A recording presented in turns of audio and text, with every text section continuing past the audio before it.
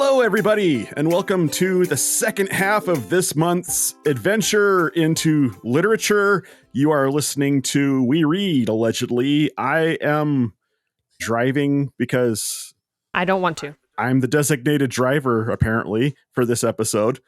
You were the one who said that last month. Blah, blah. That Hey, you know what? I for Dracula. read Frankenstein and learned that I don't have to take responsibility for anything. So, is that what you learned from the book? Because you should read it again. That's his takeaway. But with all that nonsense aside, my name is John, and I'm here with John and Squid and Celeste again. You're not here with John. Oh, no. John Michael. Thank you. This man will come through the camera and fight you. Except he didn't say anything. That's what I'm here for. The eyebrows It'll move. be me coming through the camera, but I'm doing it for it. I'm learning that his facial expressions say a lot more than his voice does. Which doesn't work well in an say audio well. format. No. But it's highly entertaining for me. It's really enriching for us being here on camera. Sorry, listeners at home. We're sorry that you can't learn to speak JM's eyebrows. I'll It's a language. just take screenshots and we can post them on Instagram. Like a lexicon Yeah. of my expressions. Yes. We're like, check out this episode. Yes. Here were John Michael's responses. This suddenly is This is what he suddenly thought. is turning into an episode of Lie to Me. Does anybody remember that TV show? I loved Lie to Me. I watched every episode. Thank you. I've heard of it. You should but watch I it, haven't Celeste. I think you Enlighten would me. dig it. You'll have to enlighten me. It was so good. Oh, it was so good. It was a procedural, but it was about analysis of body language. Oh, okay. But that sounds fun. canceled TV shows aside, this week we are talking about Dracula, which is the reason why I have to drive, because I pushed for it. But before we do that, let's talk about some more alleged reads, because we are book nerds. So let's go down the line. Are we still ignoring JM's current reads for this episode You have too? more Yeah, correct. no change. Just refer to the last episode for that. Check out the last episode to see that he doesn't read books. He's actually illiterate. Just kidding. But Squid, Yeah. what is your That's me. alleged read for this episode? Okay, I haven't started reading it yet, but I have it. I have The Kite Runner. I've heard things. Oh, I have that one too. I've never read it. I think. I'm actually going to be recording this as an audiobook that I will not be producing anywhere because this is not in public domain. But I had a friend in my ASL class that I don't know what it was that I had shown them that I was talking on. She was like, "You have such a soothing voice. Can you read a book to me?" And I was like, "Yeah, tell me what book you want me to read." And she picked this. Nice. So I will be recording it for her and sending it to her. Nice. I have not started it. I just had a thought, Squid. We should make video versions of this where you interpret the entire podcast for the listening impaired. My whole life flashed before my I can see your brain starting to try to schedule something like that. I saw Where will I saw fit that in? That's a the lot of hamster time. go, "Let me run faster." And then it missed a step and went, Maybe you should have saved the question for after the podcast. I don't know if she's gonna work tonight.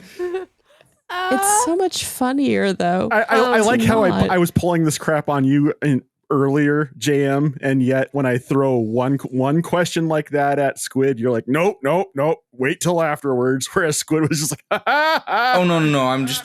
He was reading my facial I'm expression. jumping on that the pile. said, Yes. When? Please continue. When will I do that? This is a project for after Squid graduates. Also, perhaps maybe just having transcripts. I think I make would be great. it was mostly in jest, but it was an interesting idea. However, I would love to post book reviews. I'm going to add this as my alleged read. For anyone out there that is perhaps learning ASL or maybe if you know someone that's deaf that loves books. I don't know. Rogan Reads on YouTube has great book reviews in ASL. He's a CDI, which is a certified deaf interpreter. It's lovely. He's great. He talks about a lot of different books. They are not Christian in nature, so just so you know. But very good.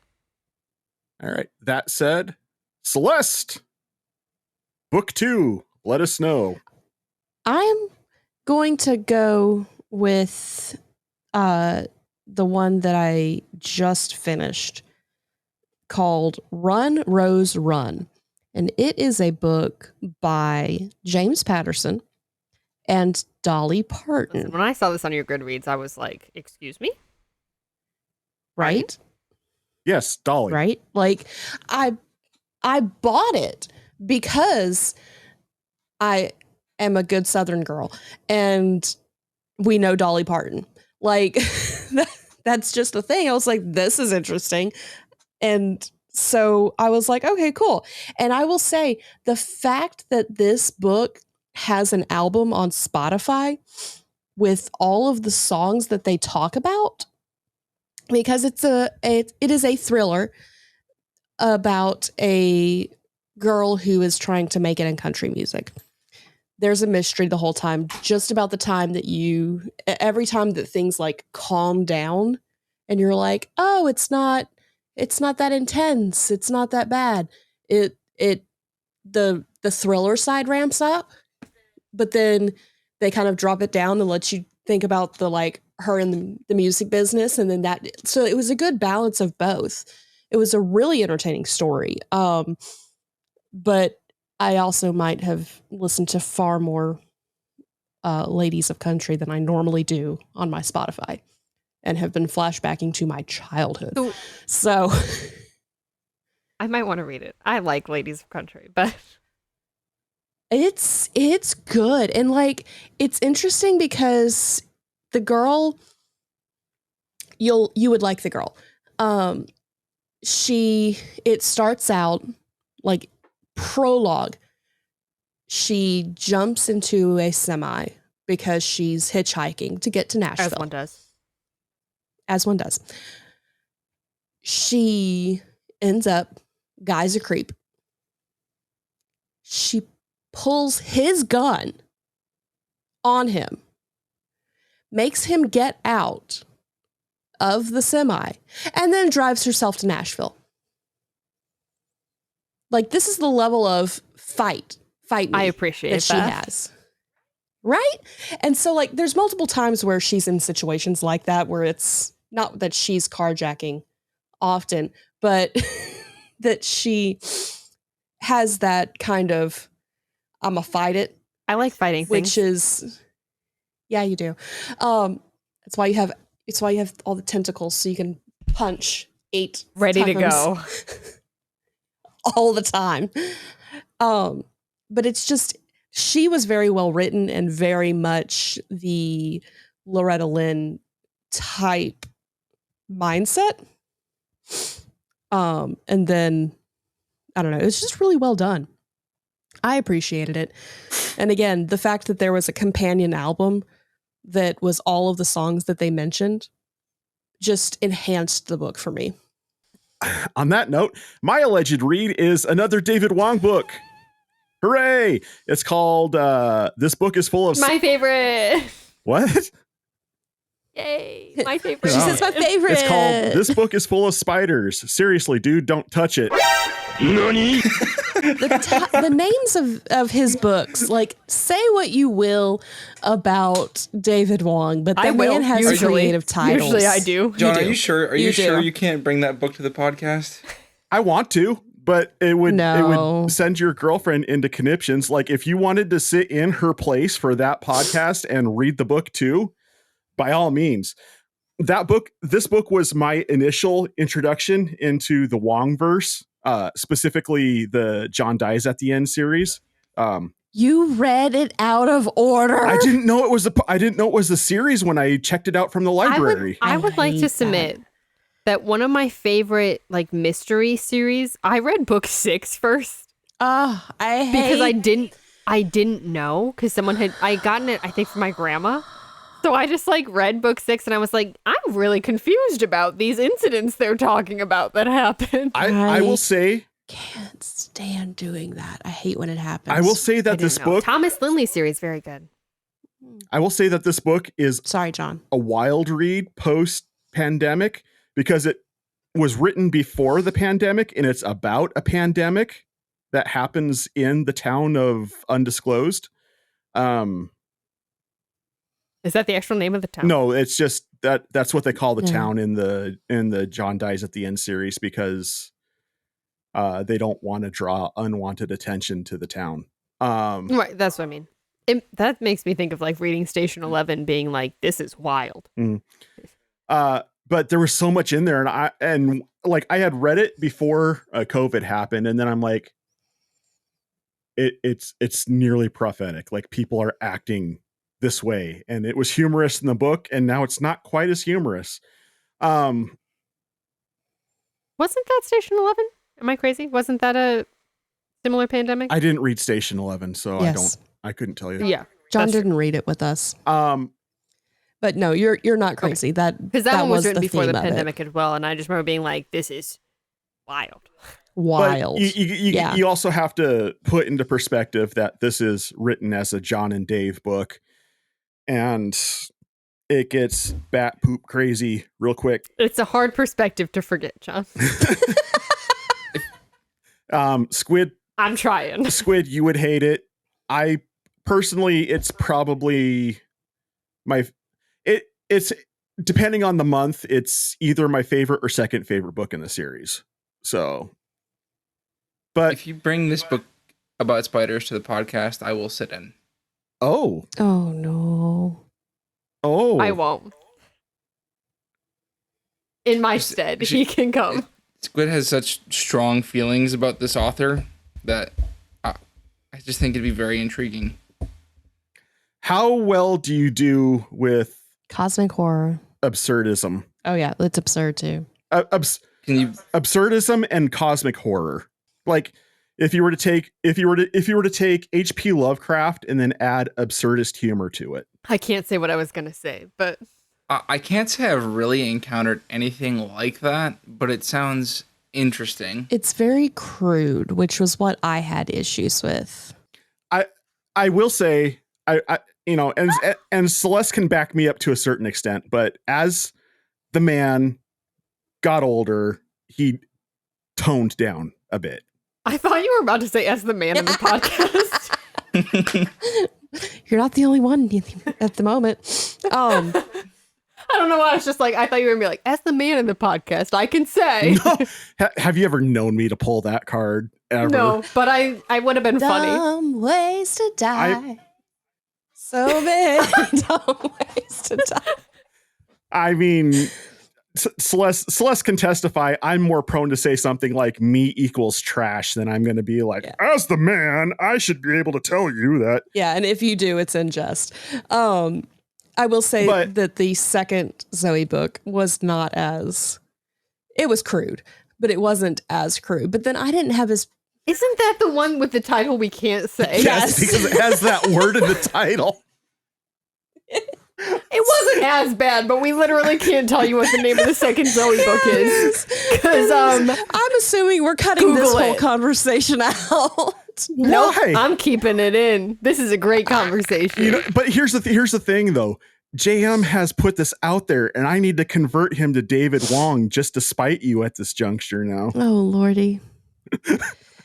You trying to turn him against me? No, Because I just think I'm trying to there's- expand his. I'm trying to expand his perspective on ideas that are presented. You have strong opinions about almost all the books on the podcast. There's almost never an instance where you're just like, I don't care really. And this author in particular is really has a special place in your heart. Yeah. You could honestly say that just the sentence "Squid has strong opinions." You have strong opinions? Listen, Hold on. I don't need this. This is a route. This is a route that I need to explore now. Celeste, No. if we were to Am I being roasted? Is this a roast? No. Celeste, if would you be open to reading this book? I won't say the title again for Squid's sake, You can say the title does not alarm me. Okay. It's okay. Okay. Would you be open to reading This Book is Full of Spiders as a special episode, and we do the episode with JM? I am not against the idea, but I need to think about that. Okay. So, dear listeners out there, there may be a bonus episode coming to you in the We'll future. convert Celeste. Celeste is already halfway there. She's okay with the Zoe Ash books. My issue is that with John dies at the end, it was a bit much. I would not have finished that book. I can tell you it's the most crass. It can just be a special John Squared episode. It could be John and John read John dies. hang on. We could get Dave Clements. We get Dave involved. Yeah, And because we Dave could- has so much time. We could call it John and Dave. It'd be perfect. John It'd be great. Squared and Dave. Okay. Anyway, now that we're done planning podcasts, let's talk about the book. On with it. Yes, get on with it. Do you have a Dracula. description ready? Another epistolary novel. It's a what? That's what you call this type of a book that's written completely out of journal entries and letters. Yep. Oh. I have a whole list of epistolary books I don't think I've that are odd ever to read. heard it phrased like that. I've always heard like the epistles or Which are letters. a Pauline well, and it also doesn't help that at first I thought you said a pistol. A pistol. There was a gun involved. They talked about their Winchesters and their Remingtons quite a bit. I This is true. yeah. Most they of them were held by Quincy Morris. I loved that man with my whole heart. Spoiler alert, I hated the end of this book because of that. this whole thing is a spoiler, but Again, Once again, I will say, however, if you've not read Dracula, go read it because like me, you'll be angry. what? No, madam. Angry? No. why are you I don't know. angry? I was Are you angry. angry? I was Are you mad. angry because of how he wrote the women? No. Because I straight up wanted to punch my- Lucy, like Well, in the nose. yeah. My second note on my list of notes about Dracula is why is there not more Dracula? Right. Because it's not written from his perspective. I would read that. I would read Dracula from Dracula's perspective because that would be so much more you of imagine- an interesting story. Can you imagine how pretentious that would Oh, sound that's fair. after last episode? Dave Edgars would write it. That is almost what most modern adaptations do. That is Yeah. true. I will. I'm just gonna say I haven't read it, but there is a sequel to this book that came out a couple years ago. It wasn't written by Bram Is he Stoker. still No. alive? Is he a vampire? No, it was written by his great nephew Dacre Stoker. I don't think that is considered That's It's the only sequel that's been like an officially. honorarium. Like Hang on, it's the only sequel that's been officially accepted by the Stoker estate. I have questions, but Is it called Dracula 2? Dracula the Undead. Yes. Dracula rises No, again. it's literally No, it's literally called Dracula, the Undead. I don't think I'll be reading it, I could be wrong. fascinated now. but I will say, going into the last episode with Frankenstein, I felt like I had a pretty good understanding of Frankenstein's story. Yeah. And although I do think I was greatly enriched by reading the book, Mm-hmm. the story was not surprising. Right. I had no concept of Dracula. Have going you into it. never seen the classic I have- movie? I have never seen a Dracula movie. Also has nothing to do with the book. I've never seen a Dracula movie, which wouldn't have helped me. The only Dracula adjacent anything I've seen, I think, is Van Helsing with Hugh Jackman, And Monster that Squad. one's fun. That one's fun. which is wild. Which is a wild thing to go into Frankenstein's this in book. that too. Not anything to do with Dracula, but that's a And fun it is nothing movie. like this Van Jekyll and Hyde are Helsing. also in that movie. Huh? And Frankenstein. That's fair. Frankenstein's in that? Yeah. Yeah. He is. He's the key to the machine that makes I need Dracula's to watch babies that come to movie life. again. It's a great movie. It's a great movie. I think everyone should watch that. A lot but going on. It is not. You know, Squid. It is not applicable to this book. Squid, I have high admiration to your literary prowess, and then you say something like Van Helsing is a great movie, and then I just like I don't know what to do with you at this juncture.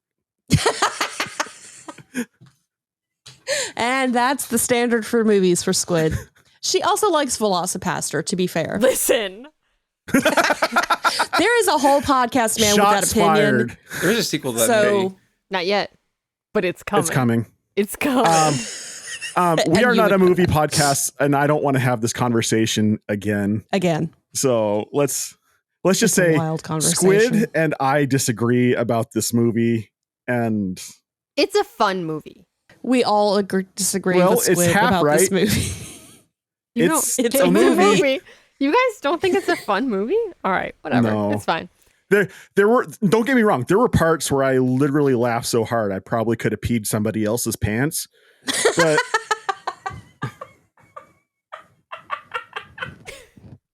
That really got Celeste. you know, I'm tired, y'all.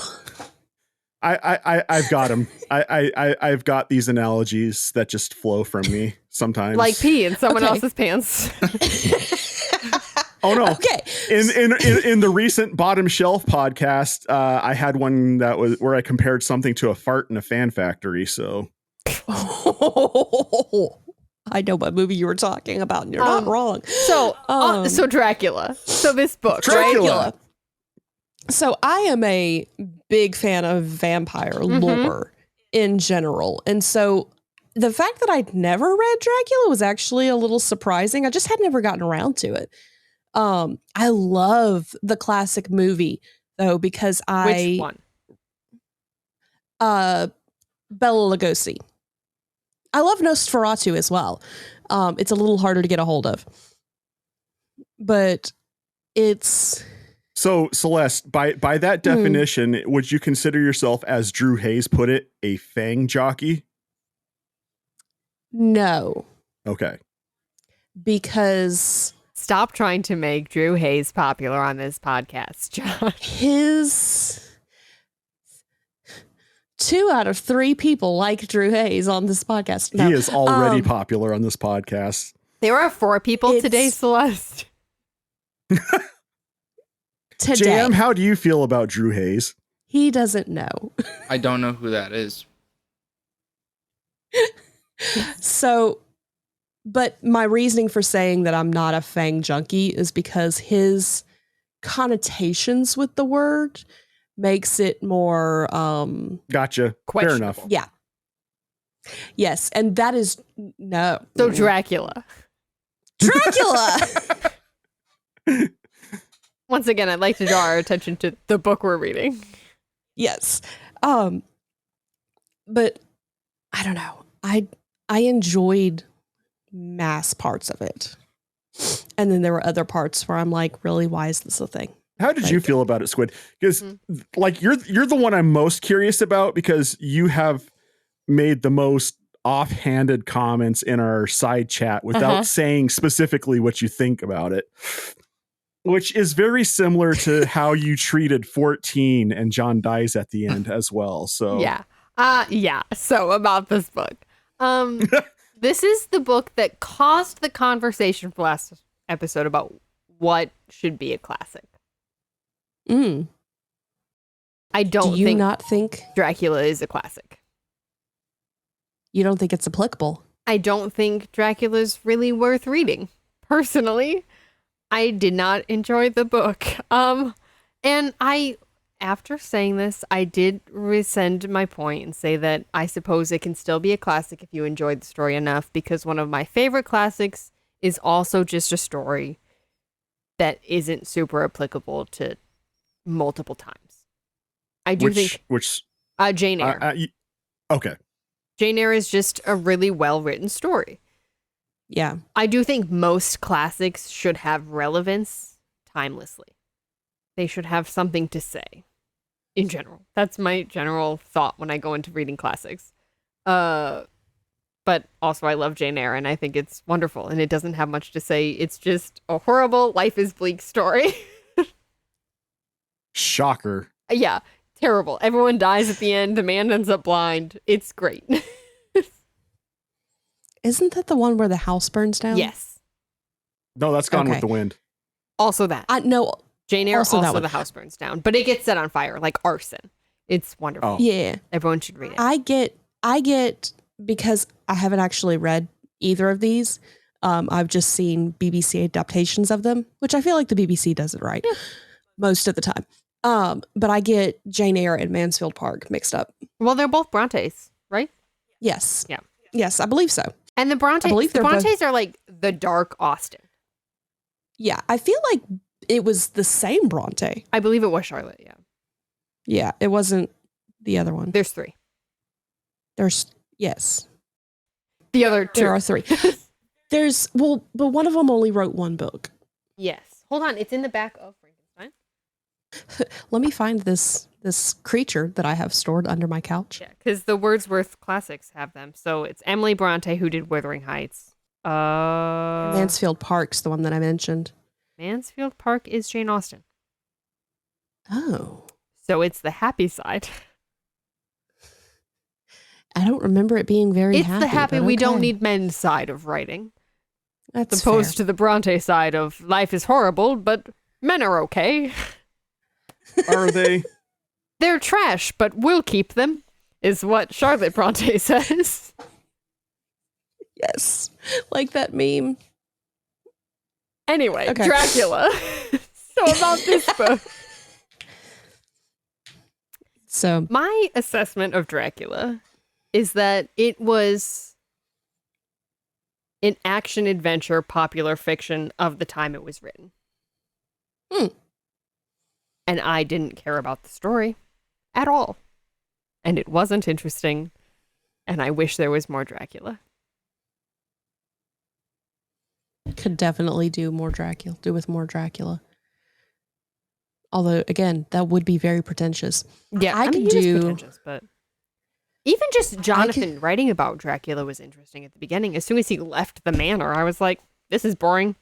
I don't care. I could take the part where Jonathan was talking about Dracula and then the part where the OG Scooby Gang that's what they are, It's true. was fighting Dracula.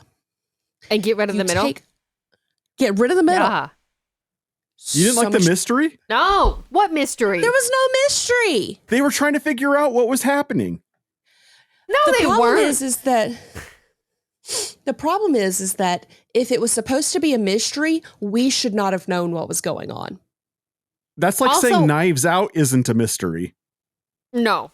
First of all, no. Second of all, Van Helsing, no. from the moment he showed up, was like, he's a vampire. Oh, no.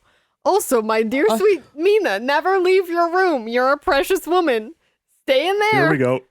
Here we go. Here we go. Oh, what do you have to say about it, John?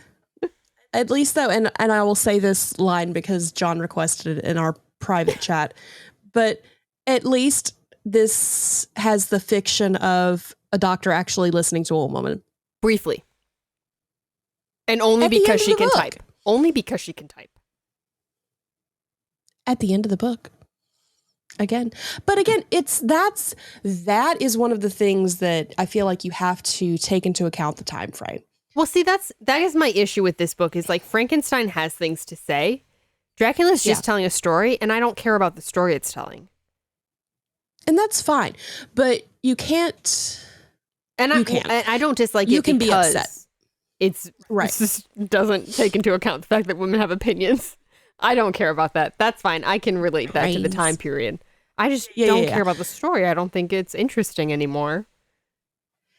I find loved it it. ironic because I didn't, while I've watched the original Dracula many times, I didn't remember the name of the woman who got bit because even in the movie, that part's the boring part to me. Mm.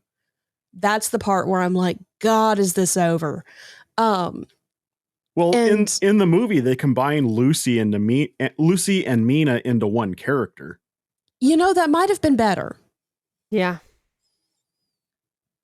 I do think that like the way this story has been adapted over time tells you that people generally tend to think that Dracula is the most interesting part of this story. And the more focus on him, the more people seem to like it generally. Which is not the book. And it's pretty far moved. See, I was like, when I first read this book, and pretty much every other time since, I was more interested in the social dynamic between the characters than I was the monster itself, because I know vampires. Vampires are played out to me. I wanted to see the dynamic being put in a vampiric situation of how these people respond to it. Well, I think that's the thing that's different for me. Because I can read this book and be like, this is what influenced vampires. Mm-hmm. Yeah. This was, the reality of Dracula's influence is not lost on me. Right. It had bearing. But when you read the work itself, I'm like, really? This is where we started? This is the one that did it? Because the rest of this, I don't care about. I think that the reason that it sound. This book would have it's hard for this book to be scary reading it now. Mm-hmm. This book probably would have been much more frightening if you were just, because like vampires are played out. Vampires are kind of just part of people's canon. They just understand how vampires work, what they do, how they tend to behave. In large part thanks to this book, but a lot of first-time readers wouldn't have had any of that going into it. Mm-hmm. This, nobleman scrambling up the walls like a spider would have been pretty unsettling. Which are the best parts of the book. And yes. And then as soon as we get to them just talking to each other, I'm like, I don't care. I do wish there was more focus on Renfield. Once Lucy died, I think that it picks up again. Like, the whole time Lucy's like, every time I read this book, for me, it's just a big wait until Lucy dies, and then I'm happy again. Especially when you start getting the other thing. I won't say that, because not entirely. I'm going to retract some of that, because there is a section in the middle. I know, but I'm thinking and talking at the same time, and it's jumbling. I'm going to retract part of what I said about the bits when Lucy's alive, because there was one section in that I found to be eternally fascinating, and they just made a movie about just that one section, which is the voyage of the Demeter. Oh, yeah. That's the clipping of the ship, right? Yep. That is like the beginning of this book, where you get like Jonathan Harker's letters about being with Dracula, and then all of a sudden it's like clipping of this ship, and I was like, what am I reading? I'm confused. What is going on? Yeah. And you don't know how it's connected until later, but that still wasn't enough to save it for me. I don't know. I legitimately enjoyed it. But again, I could have done without Lucy, because it didn't, like, if that was supposed to be a mystery, then the letters from Harker should not have been in the beginning. Hot take, I could have done without Van Helsing. I loved Van Helsing. You see Hugh Jackman. You think of Maybe I needed Hugh Jackman there. He was just, whereas Van Helsing in this book was more like Walter Matthau. Van Helsing was a like boring, bumbling old man. Can you do your impression of the Dutch accent that I had to hear in this audiobook, which was, he's just like, my dear sweet Mina, stay in your room. You are a lovely woman. You don't need to go out there. Sweet that's terrible. Mina? Yeah, that's what I heard the whole time. I'm so thankful for Tim Curry. Did he do a Dutch accent? He did, but it wasn't that bad. I will say, it was a good Dutch accent. It was a very thick Dutch accent this man put on, because I was listening to it in my office, and my pastor walked in, who knows Dutch.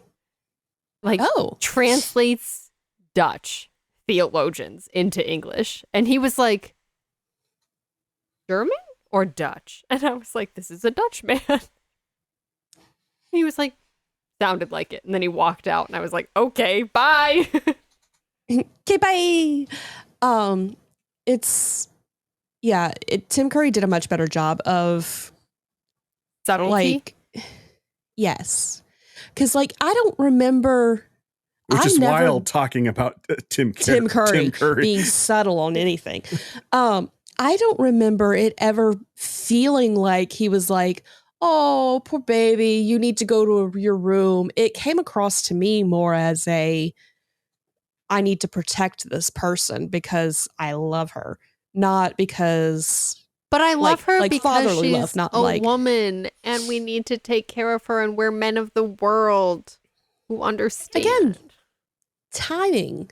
Like, it was time. It just he made most of those lines, so I was like, I don't need you in here. So what about even Renfield had that? I was about to say, what about our impatient of a zoophical nature? Renfield was fascinating. So, same time, me and Celeste. This is what I asked John Michael recently. I was like, since I haven't watched the movie Renfield yet, because I need someone to watch it with me so that I don't have to see certain creatures being consumed. Because I will cry. I was like, has anyone up until this movie made a movie about this? Because that's a fascinating part of Dracula that I didn't know about at all until Renfield came out. And when Renfield came out, I didn't realize it was about Dracula. Oh, I missed that completely. Yeah. I had no idea. When you didn't know that? No. When it first came out, I was like, oh, a vampire movie with Nicolas Cage and Nicholas Hoult. This sounds great. Oh, yeah. That was like, oh, this is an expansion on this interesting part of the book. Nope. I had no idea because I knew so little about Dracula lore going into this book. So very little, aside from the fact that he's a vampire. That had to have made this interesting. Like, just the... But you again, I enjoy vampiric lore. That is one of the things that, like, the vampire books that I recommend are generally a different take on vampire lore. The vampire lore are the parts that I enjoyed, but there weren't enough of them for me to enjoy the book. That there was so much middle section of them just being like, so what are we gonna do about this guy up in this castle? So when they staked Lucy, that didn't appeal to any emotional response. Good for them. Yay. Like, wow, really? That scene was fine. I did not dislike Lucy the way you guys did. The whole lady in white section where Lucy's going around feeding off the children of the town. That part was interesting. Is that what they said? Yeah. Yeah. They didn't say Lady in White in the audiobook. She was not a Lady in White. Lady in White lore is different. I was about to comment on that, but she was just a young lady doing this thing. Okay. I'm like, I don't remember hearing that phrase. No. I thought he said Lady in White. I could be misremembering. Lady, and I don't remember the word, but it was I meant to look it up because I didn't know what it meant. But there was that thing. There was the dog. Poor dog. The dog that had there was a whole section about the escaped, like it was like a wolf. Yeah. Mm-hmm. That was fascinating. Basically everything that wasn't listening to Lucy prattle. The only parts that I really enjoyed were the first section with Jonathan talking about Dracula in his castle. The man in the castle is interesting. The section about Lucy becoming a vampire, not the beginning section, which was a little bit too much information about her becoming a vampire that I didn't need. And then the end section. Everything in the middle, I didn't care for. Or what about the elderly guy that they meet in the cemetery who's sitting there going off about people's headstones? No? That was funny to me because the voice actor who was doing that had a Cockney accent. Mm. And so I spent half the time going, what did he just say? Because it was thick. I don't know. I mean, there was so much in this book that I enjoyed because there were so many different social dynamics that Stoker explored that I don't know. I was spellbound the entire time I listened to it, with the exception of Lucy, because Lucy is trash and she needed to die. I think my problem with the book is Good. she did in fact die. I think my biggest problem, mother. Lord, I think that actually was more interesting than the entire rest of it, was her perspective of what was happening when Dracula finally came for her. Her mother was trash. Like they're working to save her, and she's like, "Oh, let me undo everything." Well, she didn't know. Yeah, but you listen to the people who do know. So, to be fair, if every woman that Van Helsing had ever met before was like Lucy, I can understand why he was like, Mina, you should go to your room. You're just going to keep hitting that button with Squid. I'd like to point out, Squid, I'm not the one who keeps bringing this up. So it's fine. That was not a gripe I had with the book. I can understand that that's a point of the time. It's just that I didn't find the book interesting. And that's completely fine. I have a feeling like with you, it was like how Frankenstein was with me, where it's just like, This it's was not for like, me. it was popular fiction. And I don't usually read a book that is just about what's happening in the plot. And I didn't. That's fair, because you don't generally recommend those. And I will say I would recommend it, even specifically on the grounds that it's archetypical of vampire lore. Like this was the beginning. There's a lot of stuff that seems rote when you read it from our perspective, but in the same sense, this was the progenitor of everything that came after it. So right, you have to be with the mindset that this is what started the lore, not right. Oh, it's just overdone. No. I do think the descriptions of some of those iconic vampiric elements are really they still kind of hold up. Yeah, they're still Oh yeah. I was so surprised that the wives didn't have more role, because I really expected them to. Or the section where he's being taken to Dracula's castle at the very beginning, really eerie. Yeah, unsettling. Yeah. Oh, that just reminded me of a little factoid I said in our chat, but I wanted to make sure it got onto the podcast as well. In the very beginning, where Jonathan Harker is on his way to Castle Dracula, he makes mention of several of the Bavarian townsfolk making a hand symbol towards him during the when he lets them know where he's going, which is explained as having the pointer finger and pinky finger raised and all of the fingers tucked in, making the metal hand sign that people call throwing up the horns. And this is confirmed by an interview that I watched with Ronnie James Dio, who is noted for bringing that into the metal subculture. He got it from his Romanian grandmother, who explained it as a sign of protection against the evil eye. So there you go, history nerds. And I'd like to also rub legalistic Christians' faces in it, who constantly told me growing up that was the devil sign. Eat it.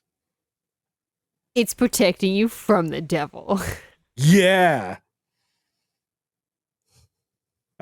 So just wanted to throw that out there.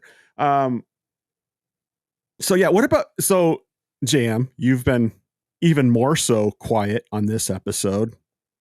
How did you feel about this book? This is also me asking you if we're going to be able to be friends or not. So choose your John. answer. So I'm joking. I'm joking. No, Yeah, but pick your answer carefully, because I've whether read or this not we can be friends. a few times. Oh, no. And I think I will say, like, it was one of those books that the sections I liked about it, I really liked, and then I kind of come at it from the opposite side of it from you, I think, though, where the social dynamics, I didn't go into it looking for those. I came into it for the horror and Dracula, and I really liked the way it represented those things, but the rest of it was like, this is okay. This is all right. But I still enjoyed reading it. I kind of, looking at it again, I honestly, the best maybe this isn't the best way of describing it, but my idea of this book is I almost equate it to an older version of The Mummy with Brendan Fraser. That is almost the same kind of story that is being displayed here, just in very, very different lingo. But that movie is fantastic. And I think for me, it's like there's kind of this. I enjoy it, but there's this weird situation where it's kind of two different stories. Where one of them is this kind of high flying pop fiction that's very pulpy, and there's this more eerie horror story underneath it. I am more interested in the second one. I just admit, maybe me personally, I really like horror and I don't like pulp as much. You're saying all the right words, Jam. That's what I said. I just said it offensively. But yeah, Squid said it with a "come fight me" attitude. But no, Squid. He said he enjoyed reading it. Oh yeah, that's the difference. Oh, I see. But it is, and I don't know. I guess my one thought is we've talked about what a classic is a few times, and it's interesting because I on one hand wonder, and maybe this goes back too much to Frankenstein, but would Frankenstein still be a classic if you brought it into modern language and used terms of the time? And is Dracula not a classic because of what we've described, or is it a classic because certain elements of it have been expanded upon so heavily, even if it's not the original story itself being adapted? Where I do like Squid's definition of what a classic is, ultimately, I would argue that a classic is just simply any narrative that withstands the test of time and still is consumed and enjoyed much later on than intended. I think like a book. I mean, it would get into like subsets of classics, I suppose, because I do think it's very good that books persist and books are still enjoyed across decades and centuries. But a book being enjoyed longer, I don't necessarily think I would put under the umbrella of classics as like major classics or canon of classics, perhaps. I would say that it needs to be something that has had an impact. Yeah, which Dracula certainly has. Dracula has had a cultural impact, and that's what makes it a classic. It's just so interesting to me that this is the work that was the impact when I've actually now read it. Well, because you also have to take into account that vampire lore had been around. Like the Romanians had lore. The gypsies had lore. This was a by the fireside tale that was often told. And so I think that Stoker was pulling from the common accepted things to build Dracula. And this is what made all the lore popular. Because you didn't have the internet to where everything was just widely known. Yeah. You had your regional things like Mothman up in, Philadelphia, Pennsylvania? West Virginia. Somewhere up there. I'd never heard of it until recently because of the internet. Most people don't realize that a Rougarou is a Cajun werewolf. Like, you had these regional things, and he took all of that and combined it and created something for the masses. He also was making a semi-political statement, as well as the story itself was written as a statement about Vlad Tepes as well. Vlad the Impaler. Like I picked up no political in any of this. Aside from some interesting views on people from different regions and how we should view them. Can we just appreciate the fact that, like, wait, let me see if I can find the word. Well, while you're doing that, I'll say, like, I appreciate, and I even wrote this down, like, Dracula had influence and definitely inspired many stories and tellings and lores and all kinds of things across multiple medias. But when you consider the work as like a standalone story, I'm not as interested in it. as And opposed it's- to the influence it had, which are two and different things. It's like we've said across many books. You know, it's all subjective Yeah. to the person reading it as well. So there is room for a dissenting opinion, and I can respect that because I know that I know the quality of literature that you're into. So you're going into it. How you formulated your opinion isn't uneducated. Yeah. So And it was I think well on this written book, too. It was just I wasn't interested in what was being written. and it's the only book that Stoker could ever get to take off. Like he had some minor hits, like one with the judge's ghost, but really this was the only thing worth of note that he ever put out. So I found the line that I was looking for. You were talking about the different perspectives of regionals and regions and how we would handle them. And there was a section where Renfield was trying to be let out. He was trying to get away, so he could not let Dracula in, but because of the whatever you want to call it with Dracula, the thrall, whatever, he could not say, "You don't want me here," because I can let him in. And he's naming off all these wonderful attributes about everybody there. And he looks at Quincy and he goes, "You, sir, are from Texas." And I was like, fair. That is a good attribute. I loved Like, Quincy. I'm from Louisiana, but I loved him with my whole heart. and it also kind of placed it in history for me because he said, "You just became, I want to congratulate you on your great state becoming part of the Union." And it's just like, Quincy was great. I loved him so much. Quincy is a quintessential Texan. And with the type of books that we all know you like, Squid, I'd imagine that you were probably ecstatic to find out he dies at the end because you like bleak books, right? Especially when people in the South die, as often happens in Cormac McCarthy books. They take place in one of my favorite, which is Blood Meridian, takes place in Texas. So a lot of people die in that book. A lot of people It's die in Meridian. all of his books. It's a good time. Anyone have spiritual takeaways? Because I don't. I did, and I can't think of them.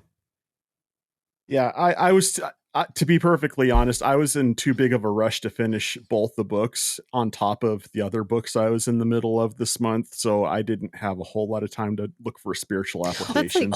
Go ahead, Slo. I have one. I thought of it. Okay. The book really starts to pick up when they start compiling all of the letters and the diary entries and the everything. And we learn that Mina can type. Yes.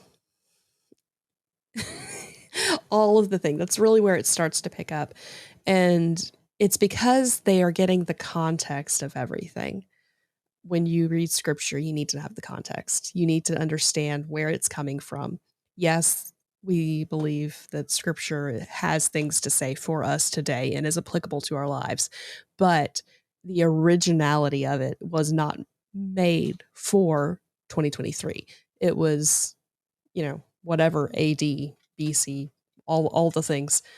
And so if you don't understand that, if you don't understand what was happening culturally, you're not going to understand everything. They didn't understand what was going on until they looked at everything. Okay, that's my piece. That's a good one. It. I did the thing. I want to quote your husband real quick before we close that thought. You need to understand the context or else you'll be conned by the text. Yeah. That's legitimately, I was trying to say that without saying that because he does say that often. A lot.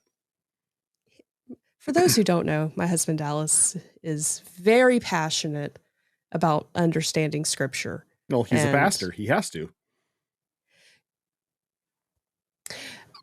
He should. Let me correct that. He should. The face.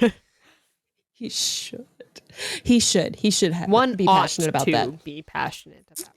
Yes. And so he often tells people the phrase, that if you don't look at the context, you'll get conned by the text. Well, that was Dracula. Squid's like, I want to be done talking about this. Ba-da-ba-ba-da-ba. What a good book. Okay. Are we done? Are we, I know I have to Celeste? say the thing.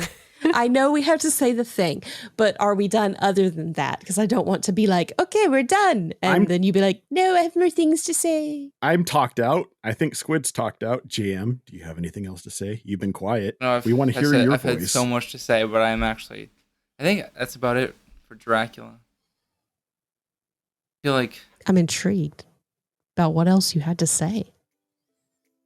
We can find all kinds of things to talk about. But doesn't need to be on this podcast. Yeah.